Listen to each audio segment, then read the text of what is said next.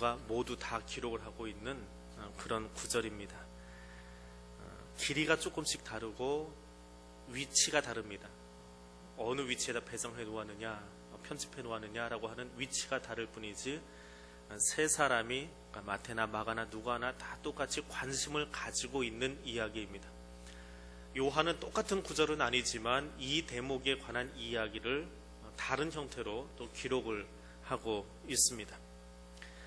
마태나 마가는 바알세불 논쟁이라고 하는 예수가 귀신을 쫓아낸 것이 바알세불, 귀신의 왕을 힘입어서 쫓아냈다 하는 그 이야기 뒤에다 배치를 합니다. 근데 누가는 이 이야기를 천국 비유를 이야기하고 나서 그 뒤에다가 배치를 해놓습니다. 그러니까 똑같은 예수의 가족에 관한 이야기이지만 어떤 형태로 이것을 설명을 할까라고 하는 것에 대해서는 약간 다른 입장을 가지고 있습니다. 마태복음의 것을 가지고 같이 보겠습니다. 예수께서 무리에게 말씀하실 때에 아직 말씀이 진행 중입니다. 요나의 표적을 이야기하고 또 그 안식일 논쟁이 있고 바알세불 논쟁이 있고 그리고 그래서 요나의 표적을 너에게 보여주랴 그런 이야기를 쭉 하시다가 그 뒤에 하는 이야기입니다. 마가복음의 자료를 빌리면 이때 예수님은 집 안에 계셨다라고 써 있습니다. 집 안에 무리들과 제자들이 모여 있는 상황에서 그들과 이야기를 나누고 사람들이 어찌나 많은지 집 밖에도 사람들이 많이 모여 있었다. 그런 상황 속에서 예수님이 이야기를 시작하고 있습니다. 자, 그런데 그 예수에게 어머니와 동생들이 예수께 말하려고 밖에 섰더라라고 이야기를 합니다. 예수의 동생들이 누군가요? 예수 동생 이름 하나라도 아시는 분? 야고보. 예. 더는 모르셔도 괜찮아요. 중요한 건 아니니까. 로만 캐톨릭에서 조금 이상한 소리를 합니다. 로만 캐톨릭 신학에서는 마리아가 동정녀 탄생, 그러니까 동정녀로서 결혼하지 아니한 처녀로서 예수를 낳았다. 이것도 중요합니다. 그런데 예수 외에는 다른 아이도 낳지 않았다라고 하는 것도 중요합니다. 우리 생각과는 다른 거예요. 이건 저 옆에 있는 성당에 가서 이야기하면 그쪽에서 알아듣습니다. 예, 로만 캐톨릭의 신학이에요. 로만 캐톨릭 신학에서는 마리아는 요셉과 잠자리도 하지 않았고 깨끗한 처녀이고 그리고 예수만 낳고 더 이상 아이를 낳지 않았다. 그렇게 이야기를 합니다. 그래서 마리아 성상 숭배를 하지요. 근데 가서 대놓고 물어보십시오. 자기들 안 한다고 합니다. 무슨 성상 숭배하냐? 안 한다라고 합니다. 그런데 요 옆에 있으니까요. 멀리 있지 않을까 가서 보십시오. 가만히 하루 종일 서서 보면 성당에 들어가는 그 캐톨릭, 로만 캐톨릭 신자입니다. 캐톨릭 신자가 아니에요. 정확하게 구분하십시오. 그 캐톨릭이라는 단어를 뺏겨버렸는데 캐톨릭은 공교회라고 하는 뜻입니다. 로마식 캐톨릭입니다. 로마식 캐톨릭. 그래서 로만 캐톨릭 그러는데 여기 성당 앞에 가서 서 보세요. 오래 안 걸립니다. 그냥 조금 서 있다 보면 성당에 들어가는 사람들이 가서 마리아 성상 앞에 가서 절하고 기도하고 들어갑니다. 더 큰 성당으로 쫓아가면 거기에 12사도나 혹은 성인들의 상까지 서 있습니다. 그 앞에 가서도 다 합니다. 근데 그들이 신학이에요. 신학적으로 구체적으로 기록되어 있지는 않았지만 그들은 성상 숭배를 합니다. 그래서 마리아를 아주 독특하게 띄워놓기 위해서 마리아는 예수에는 낳지 않았다. 그럼 여기 동생들은 대체 누구냐라고 하는 거예요. 로만 캐톨릭의 신학에서는 이 동생들은 마리아가 낳은 아이가 아니라 이 동생, 가족이라고 하는 단어 자체가, 형제라고 하는 단어 자체가 사촌지간도 형제지간이에요. 사촌자 빼면 사촌 형제잖아요. 마리아를 통해서 낳지 않은 또 다른 사람이 낳는데 그냥 예수의 가족으로 들어와 있는 거예요. 요즘처럼 핵가족 시대가 아니고 옛날에 대가족 시대에서는 8촌 정도만 해도 그렇게 먼 친척이 아니죠. 10촌 넘어가도 그러려니 합니다. 요즘은 4촌만 돼도 아이들이 계산을 잘 못하더라고요. 호칭은 어떻게 됩니까? 라고 물어보는데 예전에는 8촌, 9촌, 10촌 해도 그냥 쉽게 계산되어지고 한 가족이었어요. 한 울타리 안에, 한 지역 안에 살고 있었으니까. 그들이 다 형제들이에요. 그들이 다 동생이고 형입니다. 그런 단어로 쓰입니다. 또 헬라어나 히브리어 자체가 그렇게 쓰이고 있어요. 그래서 여기 동생은 예수의 친동생이 아니라 마리아를 통해서 낳은 아이가 아니라 아마 다른 사람이 낳았는데 마리아가 데리고 다닐 거다. 혹은 마리아의 형제 중에 마리아라는 이름이 또 있었을 거다. 뭐 그렇게 어거지를 부립니다. 캐톨릭 신학이에요. 우리 개신교의 신학이 아닙니다. 개혁교의 신학이 아닙니다. 캐톨릭에서는 그렇게 이야기합니다. 마리아를 높여주려고 하다 보니까 어거지를 부리는 거예요. 단어를 가지고 어거지를 부리는 겁니다. 근데 어떤 어머니가 아무리 이름이 예쁘다고, 저희 집에도 딸이 둘인데 큰애도 소영이, 둘째도 소영이, 셋째도 소영이 그렇게 이름을 짓냐고요. 아무리 예쁘다고 마리아라는 이름이 그렇게 좋아서 첫째도 마리아, 둘째도 마리아, 셋째도 마리아 그렇게 짓는 어머니가 있을까요? 그렇게 어거지로 시작해 놓고 이야기를 만드는 겁니다. 그게 로만 캐톨릭의 시작이에요. 마리아를 띄우다 보니까 일어난 일입니다. 분명히 성경에는 한 형제로 마리아를 통해서 나온, 마리아는 예수는 동정녀 탄생을 했지만 다른 형제들은 요셉과의 삶을 통해서 나온 아이들이다, 그렇게 이야기를 합니다. 조금 부드러운 로만 캐톨릭 학자들은 요셉하고 마리아가 나이 차이가 굉장히 나거든요. 성경 보면 이 시간에도 요셉은 등장하지 않습니다. 요셉의 이름이 등장하지 않아요. 예수가 태어날 어간에는 있었는데 그 뒤로는 요셉이 등장을 하지 않습니다. 일찍 죽었을 거다. 왜냐하면 나이가 많아서, 하도 이 나이 차이가 많은 부부라서. 그래서 추측해 보건대 요셉이 전처를 통해서 낳은 아이일 거다. 그런 어거지도 부립니다. 신학적인 어거지인데 로만 캐톨릭에서 하는 이야기예요. 아무튼 그거는 로만 캐톨릭 사람들이 하는 이야기로, 성당에서 하는 이야기로 접어두고, 그런 이야기도 있더라. 마리아를 높이려고 하다 보니까, 마리아를 좀 신격화하려고 하다 보니까 그런 어거지까지 부리더라 라고 하는 거 그냥 그렇게 참고로 들어두십시오. 교회 안에서는 안 가르칩니다. 신학적인 입장이에요. 신학자들이 부리는 어거지들 중에 하나입니다. 자, 어머니와 동생들이 예수께 말하려고 밖에 서 있었습니다. 그런데 47절에 한 사람이 예수께 여짜오되 보소서 당신의 어머니와 동생들이 당신께 말하려고 여기 서 있습니다. 이 이야기는 다른 본문에는 나오지 않습니다. 마태만 이야기를 좀 더 부드럽게 연결하자 46절에서 48절로 곧장 넘어가 버리면 집안의 상황과 집 밖의 상황이 어떻게 돌아가는지 상황 설명이 안 되니까 좀 더 자세히 알자라고 하는 입장에서 마태가 이렇게 써놓은 거예요. 다른 본문에 또 빠져 있습니다. 자, 왜 예수를 이렇게 만나려고 했을까? 예수의 형제들이, 어머니가 왜 예수를 만나려고 했을까? 마태와 마가복음의 입장에서 보면 바로 앞에 바알세불 논쟁이 나옵니다. 예수가 귀신을 쫓아냈는데 귀신의 왕이 그 안에 들어와서 쫓아냈다라고 하는 말이 돌기 시작하는 거예요. 자, 그 말을 가지고 예수가 누구하고 충돌했죠? 사람 이름을 물어보는 거 아니에요. 유대 지도자들, 바리새인, 서기관들하고 충돌하잖아요. 근데 바리새인과 서기관이라고 하는 그룹은, 그 그룹 자체는 당시 유대의 지도자 계층이거든요. 지도층이거든요. 상류 계층이거든요. 그들하고 나사렛에서 온 촌사람 하나하고 젊은 청년하고 지금 부딪혔어요. 그럼 누가 깨져야 됩니까? 일반적으로 예수가 깨져야죠. 세상으로 박살나야죠. 그럼 그 이야기를 전해 듣는 엄마의 입장은 어때요? 그냥 놔두다가는 우리 아들이 뼈도 못 추리고 돌아오게 생겼어요. 그런 염려, 인간적인 염려가 발동했을 겁니다.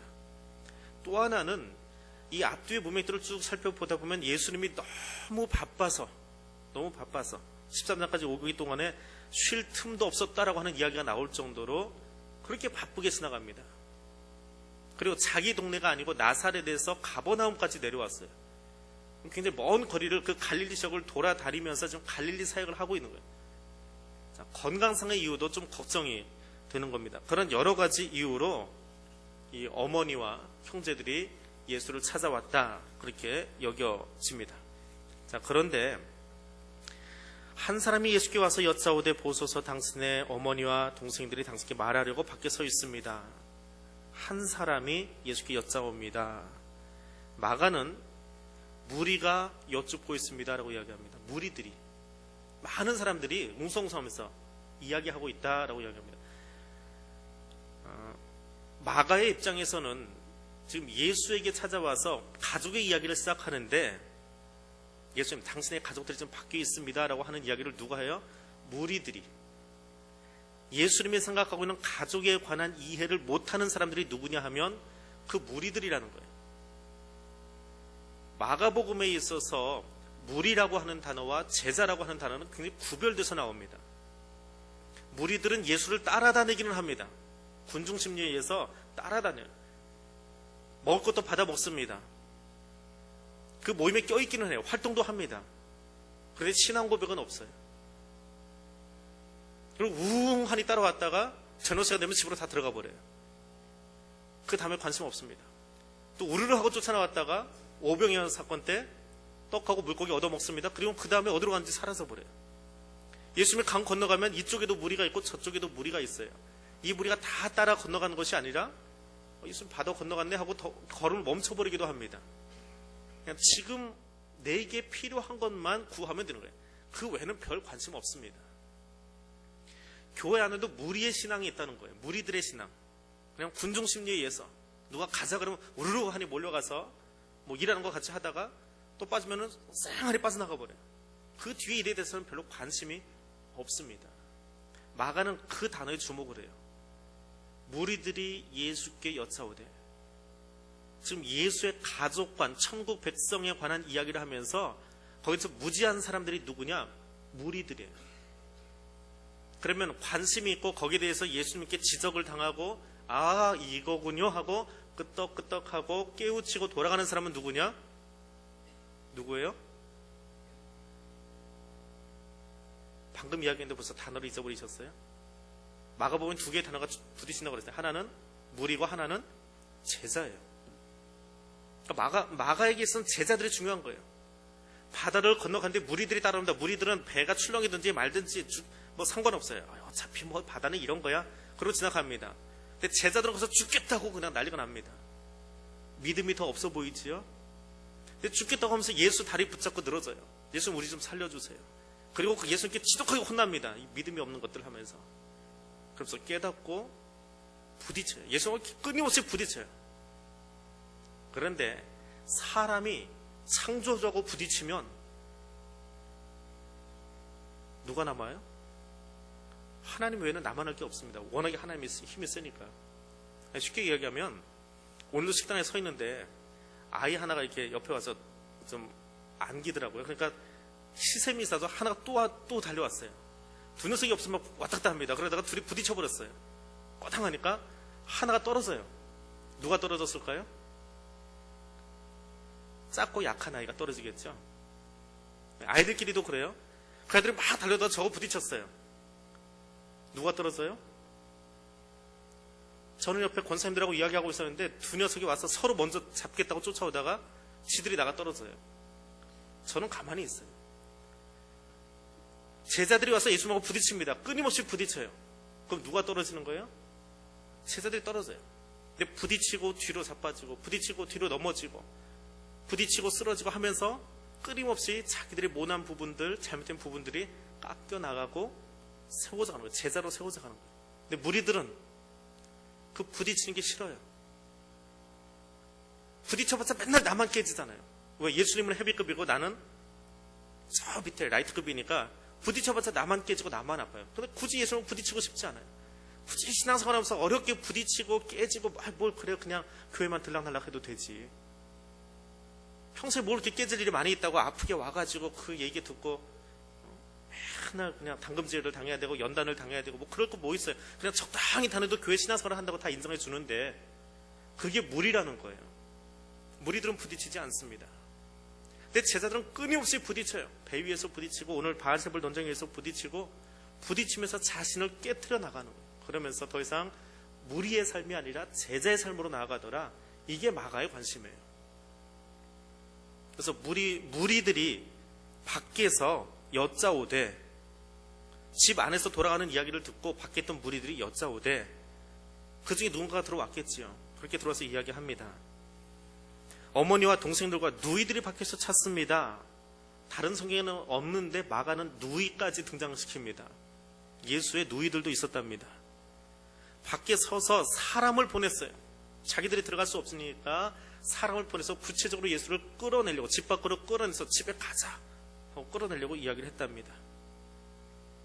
누가는 그렇게 부딪히는 거 별로 관심 없어요.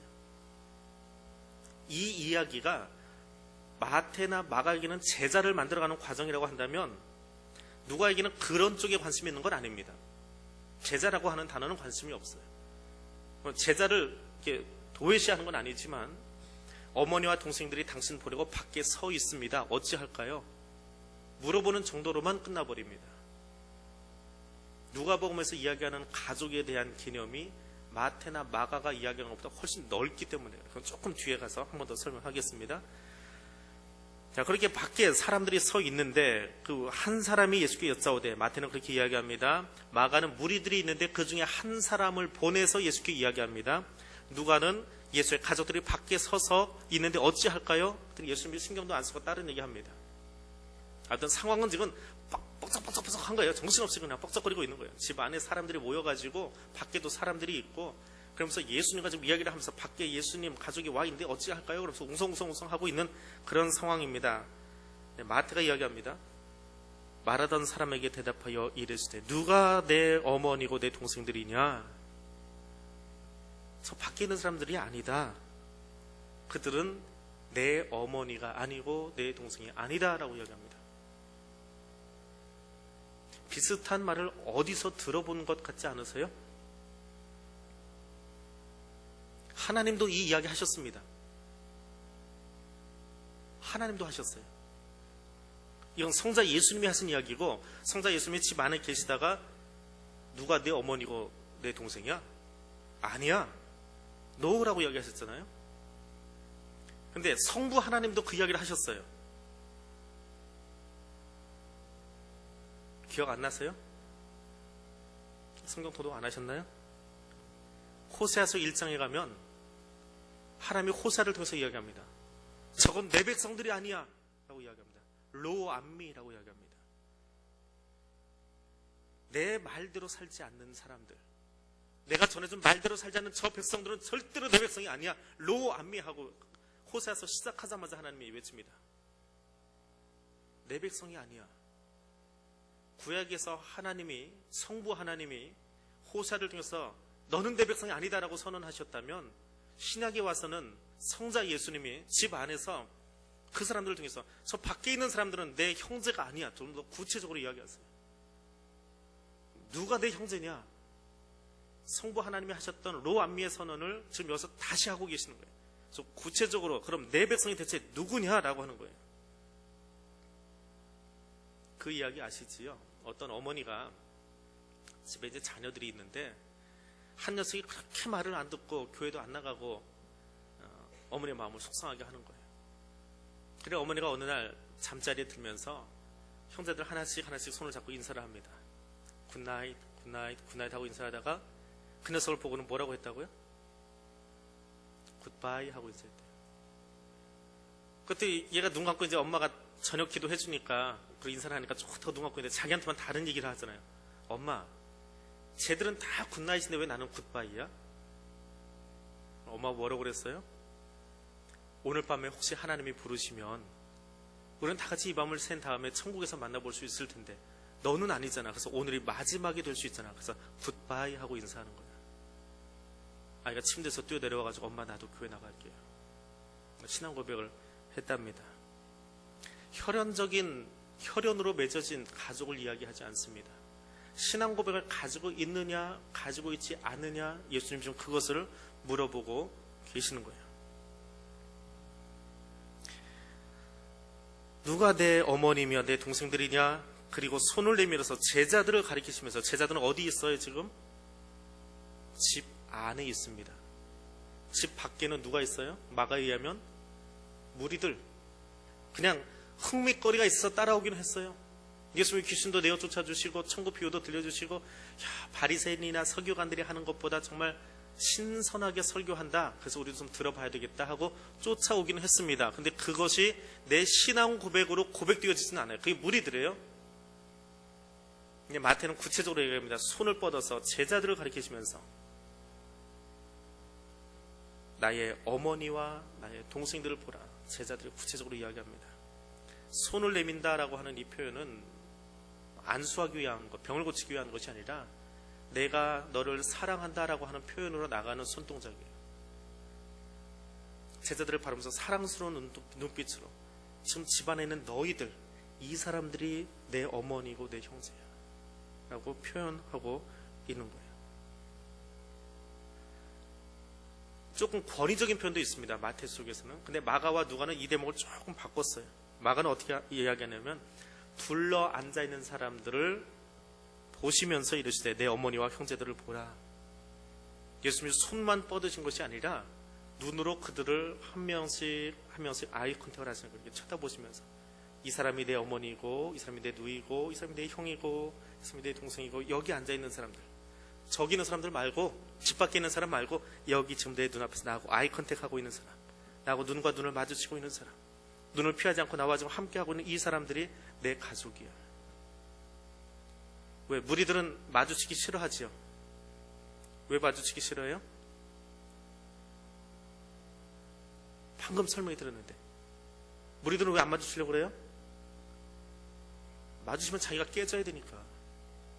사랑스러운 눈이긴 하지만 예수의 사랑하고 나의 거짓된 모습하고 부딪혀버리면 내 죄성이 드러나고 깨져야 되거든요. 그게 아프거든요. 무리들은요, 예수님하고 눈 마주치려고 하지 않습니다. 무리들의 신앙을 가지고 있는 사람은 예수의 말씀을 직면하려고 하지 않아요. 말씀을 읽었는데 이거 아파, 넘겨. 뭐 이런 말씀만 있냐? 편안한 말씀도 많이 있어. 복 받는데, 창대진데, 흥왕한데 그것만 보면 돼. 뭐 맨날 뭐 때리고 이거는 좀 넘어가. 말씀과 부딪히고 싶지 않아요. 그냥 성경을 보는데 복 받는 쪽으로만 그런 구절만 갖다가 다 나한테 먹고 싶어해요. 이게 제자들은 힘들어도 부딪혀보고 깨져보고 내가 깨져나갈 부분이라면, 내가 죄인이기 때문에 마땅히 깨져야 될 것이라면 가서 부딪히겠다는 거예요. 예수님이 쳐다봅니다. 절대로 눈 피하지 않아요. 예수님 나 쳐다봐 주세요. 그래서 내 죄성이 드러나면 성육신하신 예수님하고 나하고 눈이 마주치는데 죄인인 내 모습이 드러나면 그대로 부딪힐게요. 아파서 울게요. 깨어질게요. 제자들이거든요. 그들을 바라보시는 예수님, 그리고 그들과 그 예수님과 눈을 마주치고 있는 제자들, 그 제자들을 묘사하고 있는 것이 마가예요. 섬세하게 예수님이 한 사람 한 사람을 둘러보셨다 이야기합니다. 그리고 결론적으로 이야기합니다. 누구든지 하늘에 계신 내 아버지의 뜻대로 하는 자가 내 형제요 내 어머니니라. 누구든지 차별하지 않습니다. 우리는 본성적으로 나약한 사람들이에요. 하나님 앞에서 나약한 사람들입니다. 아무리 강한 척하고 있어도요, 나약한 모습들이 많이 있습니다. 애들을 키우다 보면 화가 날 때가 있습니다. 뭐 화 안 내고 키우시는 분들도 있는데 저는 그러질 못해요. 공부 못해서 화내고요, 아침에 일어나는데 못 일어나니까 화내고요, 성격이 너무 내성적이어서 자기 발표 못하니까 가서 얘기 좀 하고 오지 왜 그 얘기 못해가지고 그러냐, 그래서 화도 내고요, 못생겨서 화내는 사람도 있고요, 뚱뚱하다고 화내는 사람도 있고요, 돈 못 벌어온다고 화내기도 하고요. 화내다 뭐라고 그래요? 어디서 저런 게 나왔어? 지가 나놓고 내가 나놓고 그러잖아요. 어디서 저런 게 나왔어? 너 누구 닮았어? 누구 들으라고 그래요? 누구 닮아가지고 저딴 게 나왔어? 혼자 있을 땐 얘기 잘 안 합니다. 누가 있으니까 얘기해요. 집안에 누가 있으니까 들으라고. 응? 어디서 저런 게 나왔어요 대체? 잘난 자식만 내 자녀인 것처럼 날씬하고 키도 크고 공부도 잘하고 성격도 좋고 발표도 잘하고 어디 나서든지 그냥 활달하게 할 수 있는 그런 아이는 참 자랑스럽잖아요. 내 아이잖아요. 근데 못난 아이는 자꾸 인정하지 않으려고 합니다. 자녀의 부끄러움이 내 부끄러움이기 때문에 인정하고 싶지 않고 받아들이고 싶지 않고 자꾸 그 못난 모습은 깎아서 밖으로 던져버리려고 그래요. 그게 우리예요. 그게 죄인들이에요. 내 모습이에요. 그런데 하나님은 우리를 만나신다는데 어떻게 만나세요? 누구든지 신앙 고백만 하면 말을 더듬어도 괜찮아요. 쭈삣쭈삣해도 괜찮아요. 한마디 하는데 1시간이 걸려도 아무 상관없어요. 그냥 고백만 할 수 있으면 그 신앙 다 받아주세요. 농아들의 예배를 가서 보셨습니까? 말 못하는 농아들의 예배요. 말은 못하는데 지독하게 시끄럽습니다. 얼마나 시끄러운지 몰라요. 귀가 안 들리고 말을 못하니까요. 주일날도 이야기했잖아요. 어르신들이 목소리가 커지는 게 왜 그런다고요? 자기 귀가 안 들려서. 이 농아들이 자기 귀가 안 들립니다. 그러니까 자기가 지금 두드리고 있는 북이 얼마나 큰 소리를 내는지 몰라요. 북 찢어져라도 두들겨 댑니다. 근데 그걸 왜 두들기는지 아세요? 그렇게 두들겨야 진동이 오거든요. 땅바닥에. 그 진동에 맞춰서 그래도 노래를 같이 박자는 맞춰갈 수 있거든요. 그러니까 그 방에 모여있는 농아들이 그 울림을 가지고 진동을 느껴야 돼요. 이게 4분의 4박자인지 4분의 3박자인지 진동을 느끼려면 북치는 사람이 약간 박자 감각이 있어서 그걸 두들겨 대요. 거의 패는 수준이에요. 그런 목소리가 안 나오잖아요. 자기 귀 안 들리니까 소리는 어떻게 한다고요? 똑같아요. 자기 귀가 안 들리기 때문에 목소리는 더 커요. 울부짖음에 가깝게 큽니다. 그 농아인들 50명만 모아보세요. 우리 500명 모인 것보다 목소리가 더 커요. 얼마나 시끄러운지 몰라요. 제주에 있을 때 농아부서가 하나 있었습니다. 전국에서 한 2번째로 큰 농아인 부서일 거예요. 그 앞에 지나가려면 정말 시끄러워요. 이중창을 해줬는데도 밖으로 다 들려요. 이중문을 해줬는데도. 네, 그렇게 일반인들이 보기에는, 정상인이 아니에요. 일반인들이 보기에는 저것도 박자라고 저것도 소리라고 내고 있나 싶은데 하나님은 얼마나 그 소리가 예쁠까요? 그 마음속에 있는 것으로 다 끌어올려서 찬양하고 싶어하는 그들의 목소리가 얼마나 하나님 앞에서는 기쁨이고 행복일까요? 예전엔 저도 마이크 대고 노래하는 거 참 싫어했습니다. 근데 지금은요, 틀리든지 말든지 그건 여러분이 듣기에 좀 괴로울 뿐이에요. 제가 이 교회 담임 목사로 일을 하는 괴로워하세요. 소리 틀려도. 왜요? 하나님은 나를 좋아하실 테니까. 음정 틀리면 어떻고 박자 틀리면 어때요? 하나님은 내 찬양을 좋아하실 텐데. 내 모습 그대로 받으시는 하나님이에요. 글자를 틀려도 상관없어요. 놓쳐도 상관없어요. 하나님은 그대로 날 받으세요. 우리는 못난 것 때문에, 발표 못하는 것 때문에, 공부 못하는 것 때문에, 돈 못 벌어오는 것 때문에, 이웃집 남편하고 비교해서 키도 작고 모도 작고 그래서 어디서 나왔냐고 이야기하는지 모르지만 하나님은 누구든지 거룩하게 하시는 이와 거룩하게 함을 입은 자들이 다 한 근원에서 난지라. 그러므로 형제라 부르기를 부끄러워하지 아니하시고, 우리를 지금 천사보다 조금 못하게 하시고, 천사하고 비교하면 어떤 존재예요? 참 별 볼 일 없는 존재예요. 아무리 머리다 무스 바르고 좋은 양복 입고 나와봤자 천사하고 비교해보세요. 뭐 얼마나 잘났어요. 얼마나 뭐가 뛰어나서 이렇게 목에다 힘주고 다니세요. 천사하고 비교하면 아무것도 아니에요. 그런데 하나님은 그런 우리를 바라보면서 부끄러워하지 않으신대요. 오히려 좋아하세요. 왜요? 못난 아이니까. 잘난 자녀에게는 부모가 없어도 혼자 성공하고 자기 집 사고 가정 꾸미고 살아갈 수 있어요. 근데 못난 자식은 부모가 없으면 살아갈 수 없습니다. 못난 자녀는 죽을 때까지 부모의 손이 필요해요. 부모의 도움이 필요해요. 혼자 설 수 있는 자녀들이 있어요. 근데 혼자서는 절대로 설 수 없는 자녀들이 있습니다. 그들은 부모가 더 필요해요. 하나님이 우리에게 왜 필요합니까? 잘난 사람들에게, 잘난 성도에게는 하나님 필요 없어요. 자기 혼자서도 다 할 수 있으니까요. 머리가 너무 좋아서, 기획력이 너무 뛰어나서 꺼야 잘할 거야. 혼자서도 잘할 거야. 성도는 그 노래 못 불러요. 어떻게 혼자 잘합니까?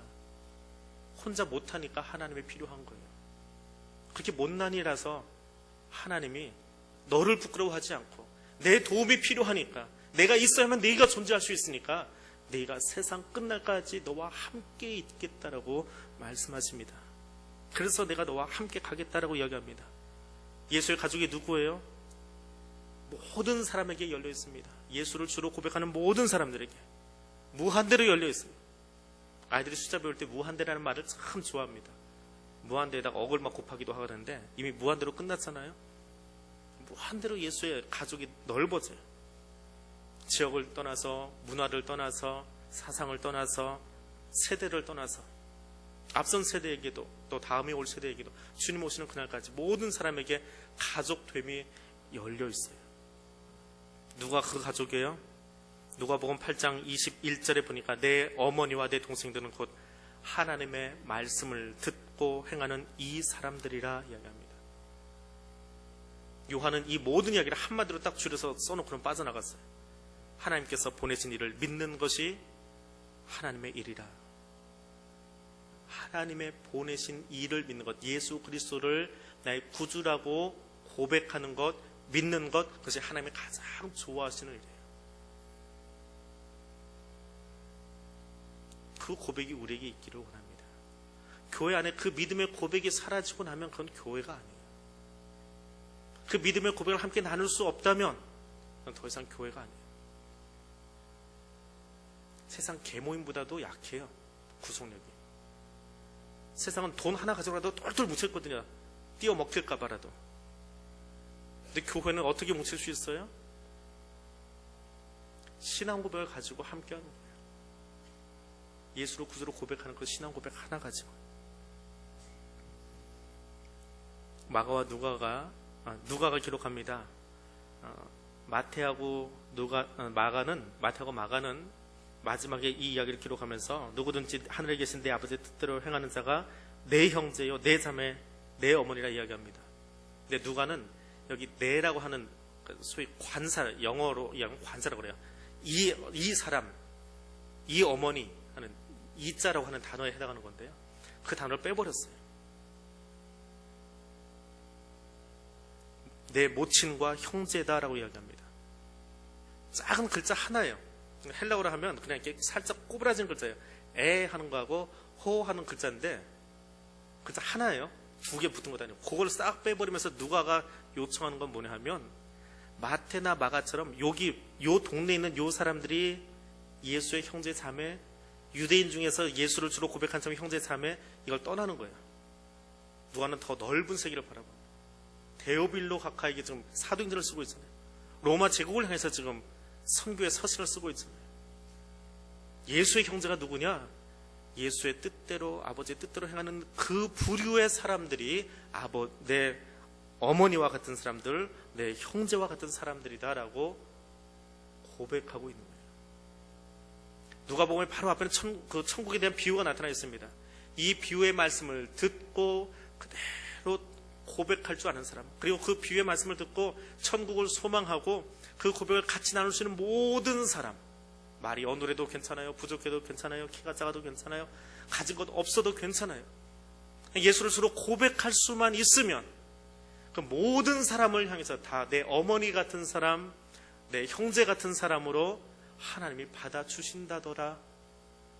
그것을 누가가 쓰고 있어요. 누구에게?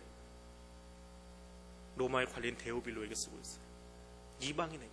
예수의 복음이 더 이상 유대사회에 머물지 않고 팔레스타인에 머물지 않고 로마를 통해서 전 세계로 전파되기를 원하는 것이 누가의 마음이에요.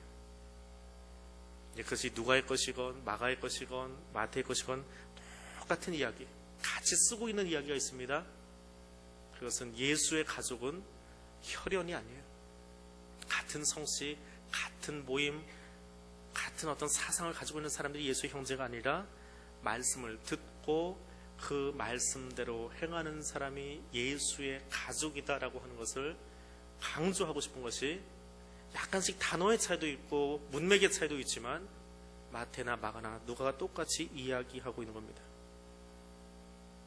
요한은 아주 철학적으로 이 대목을 잘 정리해 놓았습니다. 요한복음 1장 12절 13절 말씀 우리 같이 한번 읽어보겠습니다. 요한복음 1장 12절, 13절.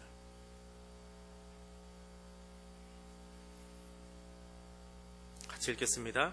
영접하는 자, 곧 그 이름을 믿는 자들에게는 하나님의 자녀가 되는 권세를 주셨으니 이는 혈통으로나 육정으로나 사람의 뜻으로 나지 아니하고 오직 하나님께로부터 난 자들이니라. 영접하는 자, 그 이름을 믿는 자들에게, 예수 이름을 믿는 자들에게 하나님의 자녀 되는 권세, 힘, 법을 주셨답니다. 내가 열심히 무엇을 해서 얻는 게 아니에요. 열심을 내면 하나님의 자녀 되는 게 아닙니다. 세상적인 잘난 것으로, 성공한 것으로 하나님의 자녀 되는 것이 아닙니다. 예수를 구주로 고백하기만 하면 믿음의 사람들이 모여있는 그것이 예수의 공동체이고 우리 교회입니다. 그러한 교회의 성도들 될 수 있기를 원합니다. 그렇기 때문에 예배가 끝나고 나면, 우리 모임이 끝나고 나면 그 자리에서 그 예수를 향한 신앙 고백, 나 같은 사람도, 나같이 부족한 사람도 용납해 주신 하나님, 그 하나님을 기억하면서 그것을, 그 은혜를 나눌 수 있는 모임들. 은혜를 잊어버리면 불평밖에 안 나옵니다. 은혜를 잊어버리면 비판밖에 나오지 않습니다. 은혜를 기억하면 나도 용납해 주셨는데, 나도 용납해 주셨는데 저 사람도 용납할 수 있어요. 그 은혜를 더 많이 기억하는 사람이 원수도 용납할 수 있어요. 그 은혜를 더 많이 가슴에 새긴 사람이 예수님처럼 살 수 있는 거예요. 자신을 십자가에 못 박아도 그들을 향해서 용서를 구하는 기도를 할 수 있습니다. 예수님이니까요? 그렇지 않아요. 스데반도 했잖아요. 스데반은 별종인가요? 그렇지 않습니다. 예수님처럼 살면 할 수 있어요. 예수님처럼 사시기를 바랍니다. 나의 부족함에도 불구하고 자녀 삼아주시는 그분 앞에 나아갈 수 있기를 원합니다. 그래서 기도하겠습니다.